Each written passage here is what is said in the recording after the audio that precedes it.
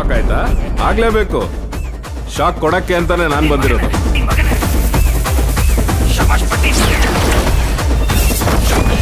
30 days ಹೇಳದ್ನಲ್ಲ ನಾವು 30 days shoot ಮಾಡೋದು ಅಂತ. ಅದು ಹೆಂಗಾಯ್ತು ಅಂದರೆ ನಾನೊಂದು ಮಲಯಾಳಂ ಫಿಲ್ಮ್ ಆ್ಯಕ್ಟ್ ಮಾಡ್ತಾ ಇದ್ದೆ ಅದೇ ಟೈಮಲ್ಲಿ. ಸೊ ಇಲ್ಲಿ ಇವ್ರು ಡೇಟ್ ಕೇಳಿದ್ರು. ನಾನು ಪುಷ್ ಮಾಡೋಣ ಒಂದು ಸ್ವಲ್ಪ ದಿನ, ಯಾಕಂದರೆ ನಾನು ಲಾಫಿಂಗ್ ಬುದ್ಧ ಬೇರೆ ಮಾಡ್ತಿದ್ದೆ, ARM ಮಾಡ್ತಿದ್ದೆ ಆ ಟೈಮಲ್ಲಿ. ಪುಷ್ ಮಾಡೋಣ ಒಂದು ಸ್ವಲ್ಪ, ಯಾಕಂದರೆ ನನಗೆ ಲಾಫಿಂಗ್ ಬುದ್ಧಗೋಸ್ಕರ ದಪ್ಪಾಗಿದ್ದೀನಿ, ಈ ಸಿನಿಮಾಗೆ ಸ್ವಲ್ಪ ಸಣ್ಣ ಆಗ್ಬಿಡ್ತೀನಿ ನಾನು ಆ ಫಿಲಮ್ ಮುಗಿಸ್ಕೊಂಡು, ಅದಾದ್ಮೇಲೆ ಮಾಡೋಣ ಅಂತಂದೆ. ಬಟ್ ಎಲ್ಲರೂ ಇಟ್ ವಾಸ್ ಲೈಕ್, ಇಲ್ಲ ಸಬ್ಜೆಕ್ಟ್ ಕೊಟ್ಬಿಟ್ಟಿದ್ದೀವಿ, ಎಲ್ಲ ರೆಡಿ ಇದ್ದೀವಿ, ಕಮಾನ್ ನಾವು ಶೂಟ್ಗೆ ಹೋಗ್ಬೋಣ, ನಿಮ್ಮ ವಿಂಡೋಸ್ ಎಷ್ಟೆಷ್ಟು ದಿನ ಇದೆ ಅಷ್ಟನ್ನು ಕೊಡಿ, ನಾವು ಮಿಕ್ಕಿದ್ರಲ್ಲಿ ಬೇರೆ ಪೋರ್ಷನ್ ಶೂಟ್ ಮಾಡ್ಕೋತೀವಿ ಅಂತ ಹೇಳ್ಬಿಟ್ಟು ಟೀಮ್ ಎಲ್ಲ ಅಲ್ಲಿ ಹೋಗಿ ಸೆಟ್ಲ್ ಆಗಿಬಿಟ್ರು. ನಾನು ಇವ್ರಿಗೆ 6 days ಆಫ್ ವಿಂಡೋ ಅಷ್ಟೇ ಕೊಟ್ಟಿದ್ದೆ. ಆ 6 days ಆದಮೇಲೆ ನನಗೆ ಮತ್ತೆ ಕೇರಳಗೆ ಹೋಗ್ಬೇಕಿತ್ತು ಶೂಟ್ಗೆ. ಅಲ್ಲಿ ಆಲ್ಮೋಸ್ಟ್ 10 days ಏನೋ ಇತ್ತು ನನಗೆ. ಅದಾದಮೇಲೆ ಮತ್ತೆ ಇವ್ರಿಗೆ 5 ದಿನ ಕೊಟ್ಟೆ. ಇನ್ನೊಂದು ಯಾವುದೋ ತಮಿಳ್ ಫಿಲಮ್ ನಡೀತಾ ಇತ್ತು ಯೋಗಿ ಬಾಬು ಅವ್ರ ಜೊತೆ, ಅದು ನೆಕ್ಸ್ಟ್ ರಿಲೀಸ್ ಆಗುತ್ತೆ. ಸೊ ಆ ಟೈಮಲ್ಲಿ ಅದು ಸಿನಿಮಾ ಸ್ಟಾರ್ಟಿಂಗ್ ಅಷ್ಟೇ. ಸೊ ಅಲ್ಲಿಗೆ ಹೋಗ್ಬೇಕಿತ್ತು. ಸೊ ಈ ವಿಂಡೋಸ್ ಮಧ್ಯದಲ್ಲಿ ನನಗೆ ಹೆಂಗೆ ಗ್ಯಾಪ್ ಕ್ರಿಯೇಟ್ ಮಾಡ್ಕೊಳ್ಳೋದು ಗೊತ್ತಾಗ್ತಿರಲಿಲ್ಲ. ಅದೇನು ಗೊತ್ತಿಲ್ಲ, ಗಾಡ್ಸ್ ಗ್ರೇಸ್. ಇಲ್ಲಿ ಬಂದು 6 ದಿನ ಶೂಟ್ ಮಾಡಿದೆ.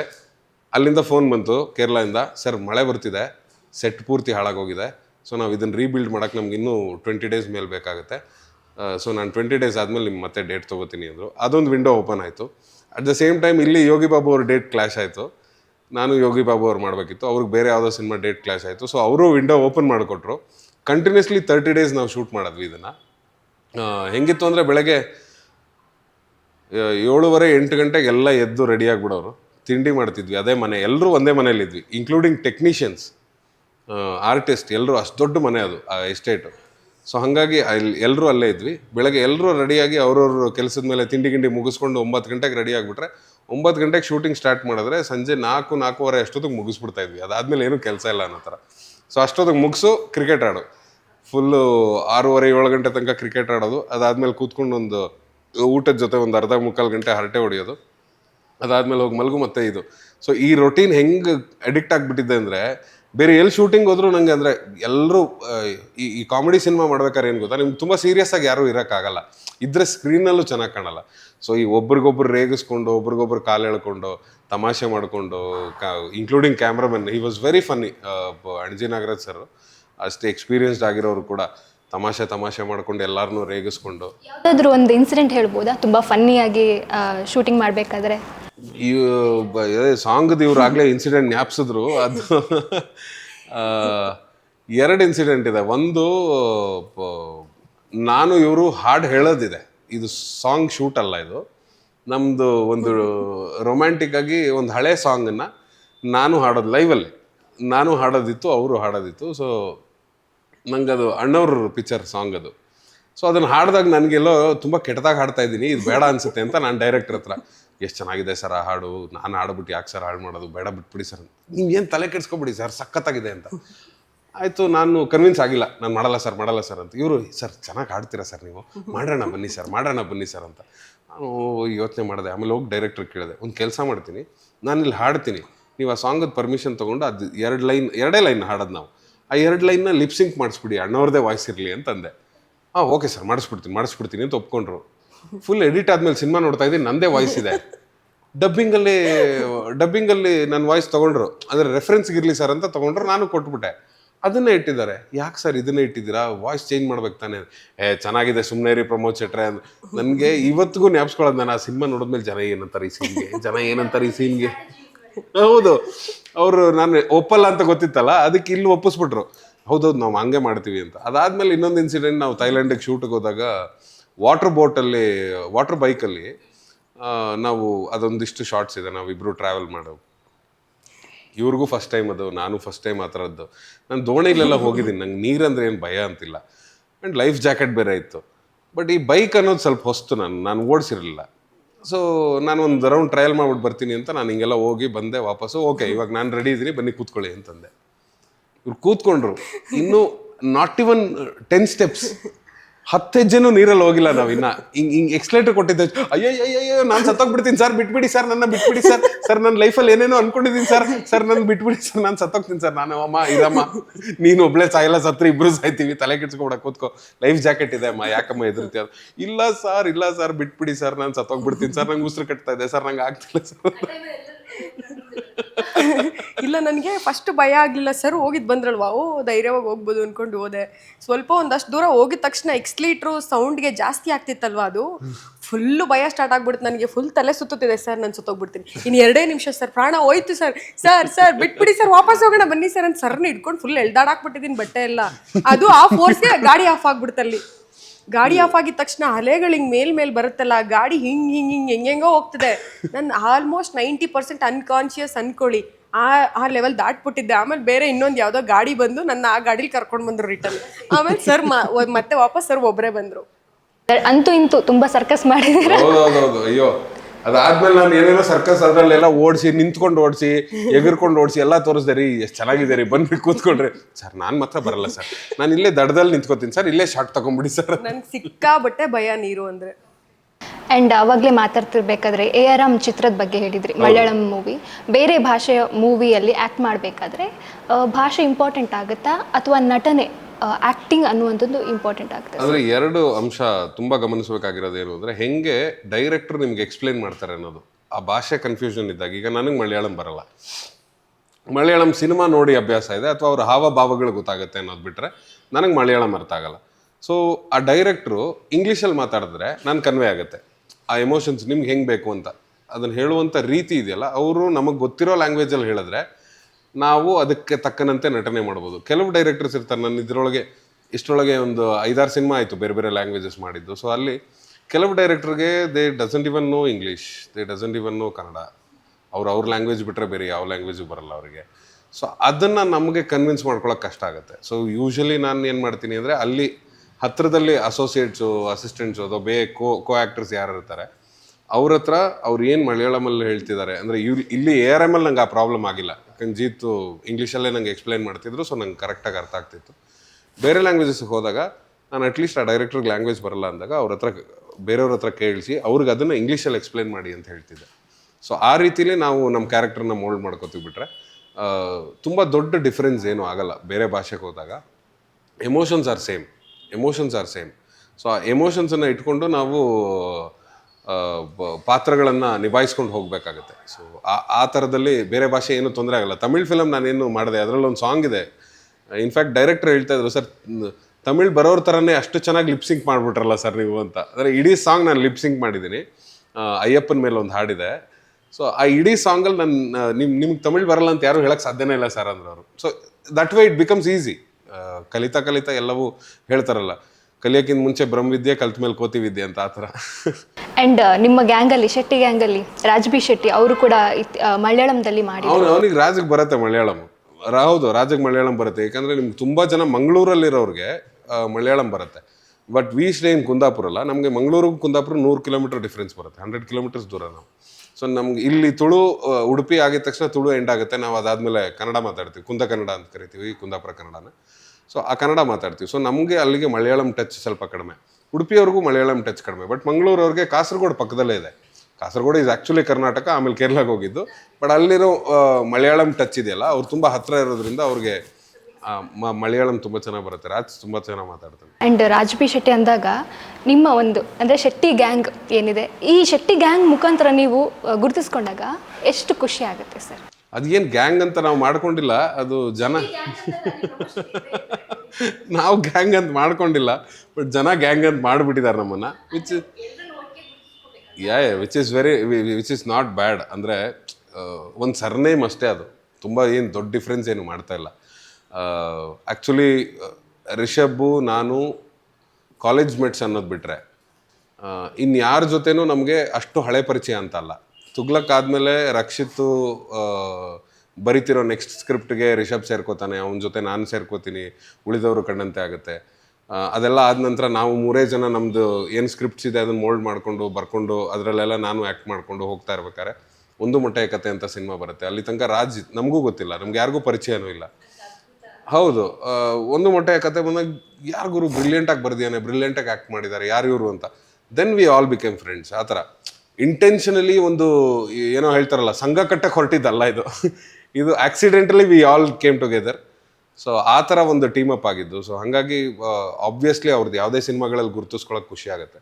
ಕಾಂತಾರ ಆಗಿರ್ಬೋದು, ಅವನೇ ಶ್ರೀಮನ್ ನಾರಾಯಣ ಆಗಿರ್ಬೋದು, ಯಾವುದೇ ಸಿನಿಮಾಗಳು ಬಂದಾಗಲೂ ಅಲ್ಲೊಂದು ಪಾತ್ರ ಶೆಟ್ರೆ ಈ ಪಾತ್ರ ನಿಮಗೆ ಅಂತ ಹೇಳಿದಾಗ ಆಬ್ವಿಯಸ್ಲಿ ತುಂಬ ಖುಷಿಯಾಗಿ ಆಗುತ್ತೆ. ಓಕೆ, ಆ್ಯಂಡ್ ನೀವು ಹೇಳ್ತಾ ಇದ್ರಿ ಇವಾಗ ರಾಜ್ ಬಿ ಶೆಟ್ಟಿ ಅವ್ರ ಬಗ್ಗೆ ಹೇಳ್ತಾ ಇದ್ರಿ. ಇವಾಗ ಆ ಒಂದು ಗುಂಪು ಏನಿದೆ, ನಿಮ್ಮದು ಫ್ರೆಂಡ್ ಸರ್ಕಲ್ ಏನಿದೆ, ಇವರು ಸಿನಿಮಾದ ಬಗ್ಗೆ ಅಂದರೆ ಹೊರತಾಗಿ ನೀವು ಒಂದಷ್ಟು ಜನ ಸೇರಿದಾಗ ಏನೇನೆಲ್ಲ ಮಾತಾಡ್ತೀರಾ ಅಂತ? 99.9% ಸಿನಿಮಾ ಇರುತ್ತೆ. ಆ 0.1%ಅಲ್ಲಿ ಒಬ್ರ ಕಾಲ ಒಬ್ರು ಎಳಿತಾ ಇರ್ತೀವಿ ಅಷ್ಟೇ, ರೇಗಿಸ್ಕೊಂಡು ತಮಾಷೆ ಮಾಡಿಕೊಂಡು ಒಂದಿಷ್ಟು ಗೇಮ್ಸ್ ಆಡ್ತೀವಿ. ನಿಮಗೆ ಏನು ಹೇಳ್ತಿರೋದು, ಟ್ರುತ್ ಆ್ಯಂಡ್ ಡೇರ್ ಅಂತೆ, ಈ ಥರದ್ದೆಲ್ಲ ಕಿತ್ತಾಟಗಳು ಜಗಳ ಆಡೋಕ್ಕೆ. ಆಮೇಲೆ ಸಬ್ಜೆಕ್ಟ್ ಮೇಲೆ ಜಗಳ ಆಡ್ತೀವಿ ಜಾಸ್ತಿ. ಅಂದರೆ ಒಂದು ಕಥೆನ ನರೇಟ್ ಮಾಡಿದಾಗ, ಈಗ ರಾಜ್ ಯಾವುದೋ ಬರೆದಾಗ ಅಥವಾ ರಕ್ಷಿತ್ ರಿಷಬ್ ಯಾವುದೋ ಬರೆದಾಗ ಕಥೆನ ನರೇಟ್ ಮಾಡಿದಾಗ ಇದು ಯಾಕಿರಬೇಕು, ಈ ಸೀನ್ ಯಾಕೆ ಬೇಕು, ಈ ಸೀನ್ ಯಾಕೆ ಬೇಡ, ಈ ಥರ ಚರ್ಚೆಗಳು ನಡೆಯುತ್ತೆ. ಅದಕ್ಕೆ ಹೇಳಿದ್ನ 99% ಸಿನಿಮಾನೇ ಇರುತ್ತೆ. ಅದನ್ನು ಬಿಟ್ಟರೆ ಮೇ ಬಿ ದೇಶದ ಬಗ್ಗೆ ಮಾತಾಡೋದು, ರಿಷಬ್ಗೆ ಸ್ವಲ್ಪ ಪಾಲಿಟಿಕ್ಸ್ ಡಿಸ್ಕಷನ್ಸ್ ಅಂದರೆ ಇಷ್ಟ, ರಕ್ಷಿತ್ಗೆ ಅದ್ರ ಮೇಲೆ ಇಂಟ್ರೆಸ್ಟ್ ಇದೆ. ಸೊ ಹಾಗಾಗಿ ಆ ಥರದ್ದು ಡಿಸ್ಕಷನ್ಸ್ ಹೋಗುತ್ತೆ, ಬಿಟ್ಟರೆ ಬೇರೆ ಎಂತ ಇಲ್ಲ. We are most of the time it's only cinema. ಅದು ಬಿಟ್ಟರೆ ಫುಡ್ ಇರುತ್ತೆ. ಹಾಂ, ಫುಡ್ ಬಗ್ಗೆ ಡಿಸ್ಕಸ್ ಮಾಡ್ತೀವಿ ನೋಡಿ. ಒಳ್ಳೆ ಊಟ ಬರಲಿಲ್ಲ ಅಂದರೆ ಗಲಾಟೆನೇ. ಹೌದು, ಒಳ್ಳೆ ಮಟನ್ ಬಿರಿಯಾನಿ ಅಂದರೆ ಇಷ್ಟ, ಬಾಯ್ಲ್ಡ್ ರೈಸು ಫಿಶ್ ಕರಿ ಅಂದರೆ ಇಷ್ಟ. ಸೊ ಈ ಥರದ್ರ ಮೇಲೆ ಚರ್ಚೆ ನಡೆಯುತ್ತೆ, ಇವತ್ತು ಚೆನ್ನಾಗಿದೆ ಇವತ್ತು ಚೆನ್ನಾಗಿಲ್ಲ ಅಂತ. ಓಕೆ, ಆ್ಯಂಡ್ ಮ್ಯಾಮ್, ನಿಮಗೆ ಶೂಟಿಂಗ್ ಮಾಡೋ ಟೈಮಲ್ಲೆಲ್ಲ ಎಷ್ಟು ಕಾಟ ಕೊಟ್ಟಿದ್ರು ಸರ್? ಏನಿಲ್ಲ, ಅವ್ರು ಸಿಗ್ತಾನೆ ಇರಲಿಲ್ಲ. ನಂದು ಅವ್ರದ್ದು ಒಂದು 4-5 ದಿವಸ ಅಷ್ಟೇ ಸ್ಟಾರ್ಟಿಂಗ್ ಶೂಟ್ ಆಗಿದ್ದು. ಸೊ ನಾನು ಮುಗಿಸ್ಕೊಂಡು ಅದು ಹೊರಟ್ಬಿಟ್ಟೆ. ನಾನು ಆ 4-5 ದಿನದಲ್ಲಿ ತುಂಬ ಬ್ಯುಸಿ. ಈ ಟೇಕ್ ಮುಗಿತಾ ನೆಕ್ಸ್ಟ್ ಆಗಲೇ ಸರ್ ಇನ್ನೊಂದಕ್ಕೆ ರೆಡಿ ಆಗಿಬಿಟ್ಟಿದ್ದಾರೆ, ಅವ್ರದ್ದು ಮುಗಿತಾ ನೆಕ್ಸ್ಟ್ ನಾನು ರೆಡಿ ಆಗಿಬಿಟ್ಟಿದ್ದೀನಿ. ಸೊ ಅದು ತುಂಬ ಸ್ಪೀಡಾಗಿ ಹೋಗ್ಬಿಡ್ತದು. ಅದು ಗ್ಯಾಪೇ ಸಿಕ್ಕಿಲ್ಲ, ಯಾವುದು ಮಾತಾಡೋಕ್ಕೆ ಆಗಲಿ ಏನಕ್ಕೆ ಆಗಲಿ ನನಗೆ ಗ್ಯಾಪೇ ಸಿಕ್ಕಿಲ್ಲ. ಕಂಪ್ಲೀಟ್ ನಾನು ಶೂಟ್ ಮುಗಿಸ್ಕೊಂಡು 5 to 6 ಡೇಸಲ್ಲಿ ನಾನು ಹೊರಟ್ಬಿಟ್ಟಿದ್ದೆ. ಇಲ್ಲಾಂದ್ರೂ ಈ ಒಂದು ಚಿತ್ರದಲ್ಲಿ ನಿಮಗೆ ಒಂದು ಒಳ್ಳೆ ಪಾತ್ರ ಸಿಕ್ಕಿದೆ ಅಲ್ವಾ? ಸೊ ಈ ಸ್ಯಾಂಡಲ್ವುಡ್ಡಲ್ಲಿ ಅಂದರೆ ಕನ್ನಡ ಇಂಡಸ್ಟ್ರಿಯಲ್ಲಿ ಹೇಳಬೇಕು ಅಂದರೆ ಒಂದಷ್ಟು ಹೀರೋಯಿನ್ಸ್ಗಳು ಅವರ ಟೈಮಲ್ಲಿ ಒಂದು ರೂಲ್ ಮಾಡ್ಕೊಂಡು ಹೋಗಿದ್ದಾರೆ. ಸೊ ನಿಮಗೆ ಒಂದು ಇನ್ಸ್ಪೈರ್ ಆಗಿ ತಗೊಳ್ಳೋದಾದರೆ ಇವ್ರ ರೀತಿಯಲ್ಲೇ ಇವ್ರ ಮಾದರಿಯಲ್ಲೇ ನಾನು ಬರಬೇಕು ಅಂತ ಇದ್ದರೆ ಯಾರು? ನನಗೆ ಅವ್ರ ಥರ ಇವ್ರ ಥರ ಬರ್ಬೇಕನ್ನೋದು ಏನಿಲ್ಲ, ಹಾಗೆಲ್ಲ ಏನಿಲ್ಲ. ಜನ ನಾನು ಹೆಂಗೆ ತಗೋತಾರೆ, ನಾನು ಹೆಂಗಿದ್ದೀನಿ ನಾನು ಹಾಗೆ ಮುಂದೆ ಹೋಗ್ಬೇಕಂತ ಇಷ್ಟ. ತುಂಬ ಜನ ಇಷ್ಟ ನನಗೆ, ಒಬ್ಬರು ಇಬ್ಬರು ಅಂತಲ್ಲ. ಬಟ್ ರಮ್ಯಾ ಮೇಡಮ್ ಅಂದರೆ ಸ್ವಲ್ಪ, ದಿವ್ಯಾ ಸ್ಪಂದನ ಅವರು ಅಂದರೆ ನಂಗೆ ಸ್ವಲ್ಪ ತುಂಬ ಇಷ್ಟ ಆಗ್ತಾರೆ. ಅವರ ಎಲ್ಲ ಸಿನಿಮಾಗಳು ಕೂಡ ನೋಡಿದ್ದೀರಾ?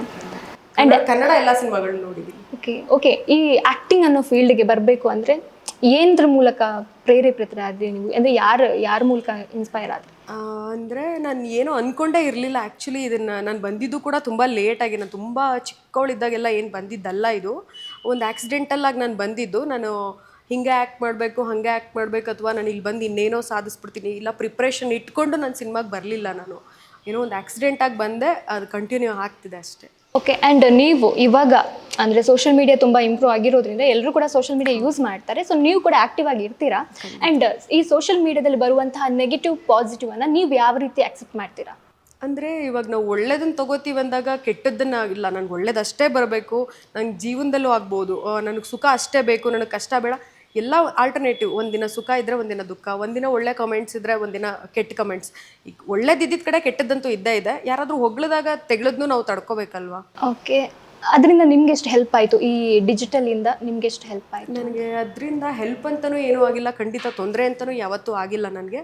ನಾರ್ಮಲಾಗಿ ನಾನು ತುಂಬ ಯೂಸ್ ಮಾಡಲ್ಲ, ಇನ್ಸ್ಟಾಗ್ರಾಮ್ ಎಲ್ಲ ಕಡಿಮೆ ಯೂಸ್ ಮಾಡ್ತೀನಿ. ಸೊ ನಾನು ನೋಡ್ತಾ ಇರ್ತೀನಿ, ನನಗೇನು ಪ್ರಾಬ್ಲಮ್ ಅಂತೂ ಖಂಡಿತ ಏನೂ ಆಗಿಲ್ಲ, ಯಾವತ್ತೂ ಆಗಿಲ್ಲ ನನಗೆ ಅದರಿಂದ. ಆಬ್ವಿಯಸ್ಲಿ ಜನ್ರೇಷನ್ ಚೇಂಜ್ ಆಗ್ತಿದ್ದಂಗೆ ಅಥವಾ ಹೊಸ ಬೆಳವಣಿಗೆಗಳು ಬರ್ತಿದ್ದಂಗೆ, ಅದು ಯಾವತ್ತೂ ಜನ್ರೇಷನ್ ಅಪ್ಗ್ರೇಡ್ ಆಗ್ತಾ ಇದ್ದಂಗೆ ನಾವು ಕೂಡ ಅಪ್ಗ್ರೇಡ್ ಆಗ್ತಾ ಇರಬೇಕು. ಸೊ ಅಪ್ಗ್ರೇಡ್ ಆಗೋ ಮಟ್ಟದಲ್ಲಿ ನನ್ನ ಪ್ರಕಾರ ಸೋಷಿಯಲ್ ಮೀಡಿಯಾ ತುಂಬ ದೊಡ್ಡ ಹೆಲ್ಪೇ ಮಾಡ್ತಿದೆ for cinema industry, especially to reach people. Social media ತುಂಬ ಹೆಲ್ಪ್ ಮಾಡ್ತಿದೆ. ಹೆಂಗೆ ಅಂದರೆ ನೀವು ಹೇಳಿದ್ರಿ ಮುಂಚೆ ಎಲ್ಲ ವೆರಿ ಸ್ಟಾರ್ಟಿಂಗ್ ಡೇಸ್ ಅಂದರೆ ಸೈಕಲಲ್ಲಿ ಅನೌನ್ಸ್ ಮಾಡ್ಕೊಂಡು ಹೋಗೋರು. ಅದಾದಮೇಲೆ ನಿಮಗೆ ವಾಲ್ ಪೋಸ್ಟರ್ಸ್ ಬಂತು, ಅದಾದಮೇಲೆ ನಿಮಗೆ ಫ್ಲೆಕ್ಸ್ಗಳು ಬಂತು, ಅದಾದಮೇಲೆ ನಿಮಗೆ ಟಿ ವಿಯಲ್ಲಿ ಆ್ಯಡ್ಗಳು ಬಂತು. ಅದಾದಮೇಲೆ ಸೋಷಿಯಲ್ ಮೀಡಿಯಾ ಅಂತ ಶುರುವಾದಾಗ I still remember Kirik party was the first film when we started social media ಪ್ರಮೋಷನನ್ನು ಅದ್ಭುತವಾಗಿ ಕ್ಯಾಂಪೇನ್ ಮಾಡಿದ್ದು ಕಿರಿಕ್ ಪಾರ್ಟಿ ಸಿನಿಮಾಗೆ. ಸೊ ಆ ಕಿರಿಕ್ ಪಾರ್ಟಿ ಸಿನಿಮಾಗೆ ನಾವು ಸೋಷಿಯಲ್ ಮೀಡಿಯಾ ಕ್ಯಾಂಪೇನಿಂಗ್ ಮಾಡಿದಾಗ ಎವ್ರಿಬಡಿ ಒಂದ್ಸರಿ ಹಿಂದೆ ತಿರುಗಿ ನೋಡಿದ್ರು, ಓ ಶಿಟ್ ಇದೊಂದು ಇತ್ತಲ್ವಾ, ನಾವು ಯಾಕೆ ಯೂಸ್ ಮಾಡ್ತಾ ಇಲ್ಲ ಇದನ್ನು ಅಂತ. So that was the time where social media got boosted ಅಥವಾ ಇವತ್ತಿಗೂ ನಮಗೇನು ಅಂದರೆ ಈಗ ನೋಡಿ ಇಲ್ಲೊಂದು ಏನೋ ಒಂದು ಶೂಟ್ ಮಾಡ್ತಾ ಇದ್ದೀವಿ ಅಂದರೆ ಇದನ್ನು ಲಕ್ಷಾಂತರ ಜನಕ್ಕೆ ರೀಚ್ ಮಾಡಿಸೋದಕ್ಕೆ ನಿಮ್ಮ ಮೂಲಕ ನಾವು ಕೂತ್ಕೊಂಡ್ರು ಅದು ಹೋಗೋದು ಸೋಷಿಯಲ್ ಮೀಡಿಯಾ ಮೂಲಕನೇ. ಅದು ಇನ್ಸ್ಟಾಗ್ರಾಮ್ ಆಗಿರ್ಬೋದು, ಫೇಸ್ಬುಕ್ ಆಗಿರ್ಬೋದು, ಯೂಟ್ಯೂಬ್ ಆಗಿರ್ಬೋದು, ಯಾವುದೇ ಮೀಡಿಯಾದಲ್ಲಾದರೂ. ಸೊ ನಿಮ್ಮ ಥ್ರೂ ನಾವು ನಿಮ್ಮ ಆಡಿಯನ್ಸಿಗೆ ರೀಚ್ ಮಾಡ್ತಾ ಇದ್ದೀವಿ ಅಂದರೆ that's again A promotional activity. ಮುಂಚೆ ಎಲ್ಲ ಆಗಿದ್ದರೆ ನಾವು ಈ ಥರದ ಸಿನಿಮಾಗಳು ಸಣ್ಣ ಸಣ್ಣ ಸಿನಿಮಾಗಳು ಮಾಡ್ತಾರೆ. ಈಗ ಅಣ್ಣವ್ರ ಸಿನಿಮಾ ಅಂದರೆ ವರ್ಷಗಟ್ಟಲೆ ಕಾಯ್ತಾರೆ ಜನ. ವಿಷ್ಣುವರ್ಧನ್ ಸರ್ ಸಿನಿಮಾ ಬರುತ್ತೆ ಅಂದರೆ ವರ್ಷಗಟ್ಟಲೆ ಕಾಯ್ತಾರೆ ಜನ. ಅಂದರೆ ದೇ ವುಡ್ ನೋ ಇವಾಗ ಬರುತ್ತೆ ಗುರು, ಪೋಸ್ಟರ್ ಹಾಕ್ತಾರೆ, ಪೋಸ್ಟರ್ ಹಾಕಿದ ತಕ್ಷಣ ಸಿನಿಮಾ ಬರುತ್ತೆ. ಇವತ್ತು ಹಂಗಲ್ಲ, ನಿಮ್ಗೆ ತಿಂಗಳಿಗೆ ಏನಿಲ್ಲ ಅಂದರೂ ಒಂದು 30 ಸಿನಿಮಾ ರಿಲೀಸ್ ಆಗ್ತಾ ಇದೆ, ವಾರಕ್ಕೆ 7ರಿಂದ 8 ಸಿನಿಮಾ ರಿಲೀಸ್ ಆಗ್ತಾ ಇದೆ. ಸೊ ಈ ಬರದಲ್ಲಿ ನಿಮ್ಮ ಮೆಟೀರಿಯಲನ್ನು ನೀವು ರೀಚ್ ಮಾಡಿಸ್ಬೇಕು ಅಂದರೆ social media is very important. So ಹಾಗಾಗಿ ನನಗೇನು ಅನಿಸುತ್ತೆ, ಪಾಸಿಟಿವ್ ಆಗಿ ಅದನ್ನು ಕನ್ವರ್ಟ್ ಮಾಡ್ಕೋಬೇಕಷ್ಟೇ. ಕೆಲವೊಂದು ಜನ ಮಾತ್ರ ಅದನ್ನು ನೆಗೆಟಿವ್ ಆಗಿ ಯೂಸ್ ಮಾಡ್ತಾರೆ. ಇನ್ಫ್ಯಾಕ್ಟ್ ನನ್ನ ಸಾಂಗ್ಗೆ ನೀವು if you go there and see the comments, lot of stupid comments are there which I don't means ನನಗೆ ಬೇಡ ಅದು ಅಂದ್ಕೊಂಡಿರ್ಬೇಕಷ್ಟೇ. ಯಾವತ್ತು ನಾವು ಅದೊಂದು ಗಾದೆ ಇದೆಯಲ್ಲ, ಕೊಚ್ಚೆ ಮೇಲೆ ಕಲ್ಲಾಕಕ್ಕೆ ಹೋದ್ರೆ ನಮ್ಮ ಮೇಲೆ ಹಾರುತ್ತೆ ಕೊಚ್ಚೆ. ನಾವು ಕೊಚ್ಚೆಗೆ ಏನು ಗೊತ್ತಿದೆ ಯಾರ ಮೇಲೆ ಹಾರಬೇಕು ಯಾರ ಮೇಲೆ ಹಾರಬಾರ್ದು ಅಂತ ಅದಕ್ಕೂ ಗೊತ್ತಿಲ್ಲ. ಸೊ ಆ ಥರದ ಮ್ಯಾಟ್ರಲ್ಲಿ we should not read comments. ನಾನು ಇವತ್ತರೆಗೂ ಸೋಷಿಯಲ್ ಮೀಡಿಯಾದಲ್ಲಿ ನಾನು ಆ್ಯಕ್ಟಿವ್ ಆಗಿದ್ದೀನಿ, ಇಲ್ಲ ಅಂತಲ್ಲ. ನಾನು ಏನೇ ಪೋಸ್ಟ್ ಮಾಡಿದ್ರು ಕೆಳಗಡೆ ಇರೋ ಕಮೆಂಟ್ ನೋಡೋಕೆ ಹೋಗಲ್ಲ. ಇನ್ಫ್ಯಾಕ್ಟ್ ಈ ಸಾಂಗ್ದು ನಾನು ಕಮೆಂಟ್ ನೋಡಿರಲಿಲ್ಲ. ನನ್ನ ವೈಫ್ ಆ ಕಮೆಂಟ್ಸನ್ನು ತೆಗೆದು ತೋರಿಸಲು ಈ ಥರದ್ದೆಲ್ಲ ಕಮೆಂಟ್ಸ್ ಬರ್ತೀನಿ. ನಾನು ಅವಳಿಗೂ ಇದೇ ಮಾತನ್ನು ಹೇಳಿದೆ, ಫಸ್ಟ್ ಕಮೆಂಟ್ಸ್ ನೋಡೋದು ಬಿಟ್ಬಿಡಿ, please stop. This is what we reach ಅಷ್ಟೇ. ನಮ್ಗೆ ಈ ಸಾಂಗ್ ರೀಚ್ ಮಾಡಿಸ್ಬೇಕು, ಶಬಾಷ್ ಬಡ್ಡಿ ಮಗ ಪಿಕ್ಚರ್ ರೀಚ್ ಮಾಡಿಸ್ಬೇಕು. ಆ ರೀಚ್ ಮಾಡಿಸ್ಬೇಕಾದ್ರೆ ಸುಮಾರು ಜನ ಕೆಳಗಡೆ ಬರೀತಾರೆ. ಈಗ ನಮ್ಗೆ ಆಗದೇ ಇರೋರು ಯಾರೋ ಇರ್ಬೋದು. ಸುಮಾರು ಜನ ನಾವು ಕೋಸ್ಟಲ್ ಕರ್ನಾಟಕದ ಬರೀ ಸಿನಿಮಾಗಳು ಮಾಡ್ತಿರ್ಬೇಕಾದ್ರೆ ಕೆಳಗಡೆ ಕಮೆಂಟ್ಸ್ ಬರ್ದಿರೋದು ಇದೆ, ನೀವು ಶೆಟ್ರು ಬೇರೆ ಬೇರೆ ಊರುಗಳಲ್ಲಿ ಸಿನಿಮಾನೇ ಮಾಡಲ್ಲ ಅಂತ. ಅದನ್ನೆಲ್ಲ will take it as A panel discussion. We can't ಸುಮ್ಮನೆ ರ್ಯಾಂಡಮಾಗಿ ಯಾರಿಗೂ ಅದಕ್ಕೆ ಆನ್ಸರ್ ಮಾಡೋಕ್ಕಾಗಲ್ಲ ಸೋಷಿಯಲ್ ಮೀಡಿಯಾ ಮೇಲೆ. ಈಗ ನೀವು ಯಾವ ಊರಿಂದ ಬಂದಿರೋದು ನೀವೀಗ? ನಿಮಗೆ ಉಡುಪಿಯಿಂದನಾ? ಹಾಂ, ಉಡುಪಿ ಬಗ್ಗೆ ಕೇಳಿದ್ರೆ ನೀವು ಹೇಳೋಕ್ಕೆ ಸಾಧ್ಯ. ತುಮಕೂರು ಬಗ್ಗೆ ಕೇಳಿದ್ರೆ ಹೇಳ್ತೀರಾ ನೀವು? ಗೊತ್ತಿಲ್ಲ ಅಲ್ವಾ? ಸೊ ಹಾಗೆ ನಾವು ಸಿನಿಮಾ ಮಾಡ್ಬೇಕಾದ್ರೆ ಈಗ ನಾವೇನೋ ಒಂದು ಕತೆ ಬರಿತೀವಿ ಅಂದರೆ ನನ್ನ ಊರಿನ ಬಗ್ಗೆ ನನಗೆ ಜಾಸ್ತಿ ಗೊತ್ತಿದೆ. ಸೊ ಆ ಊರಿನ ಕಲ್ಚರ್ ಆಗಲಿ, ಅಲ್ಲಿನ ಹೆರಿಟೇಜ್ ಆಗಲಿ, ಅಲ್ಲಿನ ಫುಡ್ ಆಗಲಿ, ಅದನ್ನು ನಾವು ಎಕ್ಸ್ಪ್ಲೋರ್ ಮಾಡೋಕ್ಕೆ ಹೋಗಬೇಕೇ ಹೊರತು ನಾನೆಲ್ಲೋ ಮಂಡ್ಯದ ಮುದ್ದೆ ಬಗ್ಗೆ ಮಟನ್ ಬಗ್ಗೆ ಮಾತಾಡೋಕೆ ಹೋದರೆ ಜನ ನನಗೆ ಬೈತಾರೆ. ಎಕ್ಸಾಕ್ಟ್ಲಿ, ನಿನಗೇನು ಗೊತ್ತಿದೆ ಮಂಡ್ಯದ ಮುದ್ದೆ ಮಟನ್ ಬಗ್ಗೆ ಏನು ಗೊತ್ತಿದೆ ಅಂತ ಕೇಳ್ತಾರೆ. ಆಬ್ವಿಯಸ್ಲಿ ನಮಗೇನು ಗೊತ್ತಿಲ್ಲ.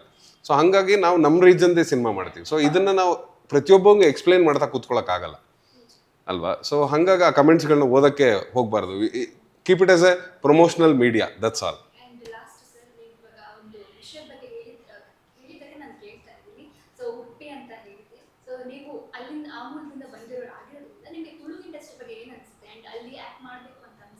ನಂಗೆ ಆ್ಯಕ್ಟ್ ಮಾಡಬೇಕು ಅಂತ ಆಸೆ ಇದೆ, ಬಟ್ ನಂಗೆ ಬರಲ್ಲ ಭಾಷೆ. Sorry for that. ಯಾಕೆಂದರೆ ನಂದು ಕುಂದಾಪುರ ಆಗಿರೋದ್ರಿಂದ, ನನ್ನ ತಂದೆ ತಾಯಿ ಇಬ್ಬರು ಕುಂದ ಕನ್ನಡನೇ ಮಾತಾಡೋದ್ರಿಂದ, ನಾನು ಹುಟ್ಟಿದ್ದಾಗಿಂದ ಬೆಳೆದಿದ್ದು ಪೂರ್ತಿ ಬೆಂಗಳೂರೇ. ನನ್ನ ಎಜುಕೇಷನ್ ಕಂಪ್ಲೀಟ್ಲಿ ಬ್ಯಾಂಗ್ಳೂರು.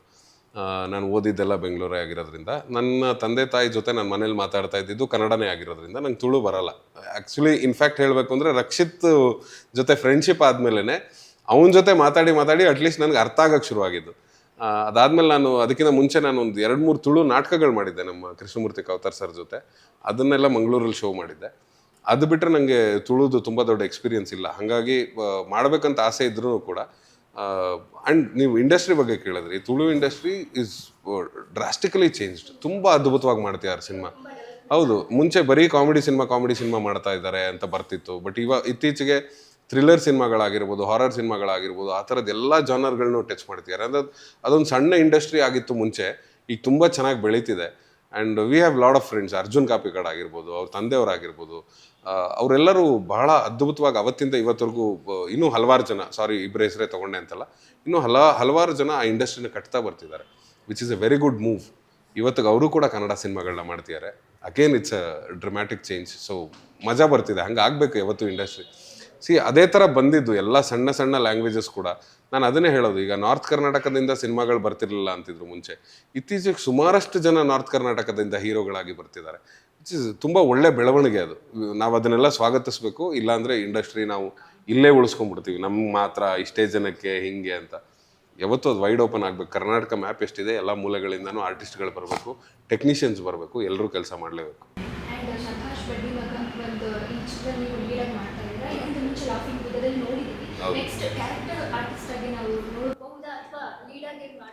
ಓ ಇಲ್ಲ ಆ ಥರದ್ದು ಯಾವುದೇ ಉದ್ದೇಶ ಇಲ್ಲ.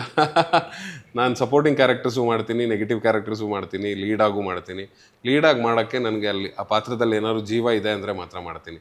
ಹೀರೋಯಿಸಮ್ ಹೀರೋಯಿಸಮ್ ಸಿನಿಮಾಸ್ ಮಾಡೋಕ್ಕೆ ಇಷ್ಟ ಇಲ್ಲ ನನಗೆ. ಅಂದರೆ ಆ್ಯಸ್ ಅ ಹೀರೋ ಆಗೇ ಕಾಣಿಸ್ಕೊಳ್ಳೋವಂಥ ಸಿನಿಮಾಗಳು ನಂಗೆ ಗೊತ್ತಿಲ್ಲ ನನ್ನ ಜನ ಹಂಗೆ ಎಕ್ಸೆಪ್ಟ್ ಮಾಡ್ತಾರೋ ಇಲ್ವೋ ಅಂತ. ಬಟ್ ಕ್ಯಾರೆಕ್ಟರ್ ಓರಿಯೆಂಟೆಡ್ ಸಿನಿಮಾಗಳು ನಂಗೆ ಮಾಡೋಕ್ಕೆ ತುಂಬ ಇಷ್ಟ. ಯಾವುದೇ ಆಗಿರ್ಬೋದು, ಅಂದರೆ ಸುಮಾರಷ್ಟು ಬೇರೆ ಬೇರೆ ಭಾಷೆಗಳ ರೆಫರೆನ್ಸ್ಗಳನ್ನ ತೊಗೋಬೇಕಾಗತ್ತೆ, ಅಥವಾ ನಮ್ಮ ಭಾಷೆದೇ ಹಳೆ ಸಿನಿಮಾಗಳ ರೆಫರೆನ್ಸ್ಗಳು ತೊಗೋಬೇಕಾಗತ್ತೆ. ಆ ಥರದ ಸಿನಿಮಾಗಳೆಲ್ಲ ಮಾಡೋಕ್ಕೆ ಭಾರಿ ಇಷ್ಟ ಇದೆ ನನಗೆ. ಸೊ ಬರುತ್ತೆ, ನಿಧಾನಕ್ಕೆ ಬರುತ್ತೆ. Let us weight.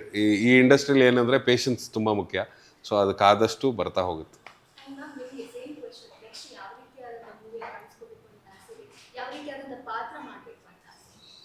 ನನಗೂ ಇದೇ ಪಾತ್ರ ಅದೇ ಪಾತ್ರ ಅಂತ ಇಲ್ಲ, ಬಟ್ ನಮ್ಮ ಸಿನಿಮಾ ಎಲ್ಲ ರಿಲೀಸ್ ಆದಮೇಲೆ ಜನ ನನ್ನನ್ನು ಹೆಂಗೆ ತೊಗೋತಾರೆ ಅದನ್ನ ನೋಡಿ ಆಮೇಲೆ ಡಿಸೈಡ್ ಮಾಡೋಣ ಅಂದ್ಕೊಂಡಿದ್ದೀನಿ. ಗ್ಲಾಮರಸ್ ಆಗಂತೂ ತಗೋತಾರೆ, ಮಾಡರ್ನ್ ಹೀರೋಯಿನ್ ಥರ.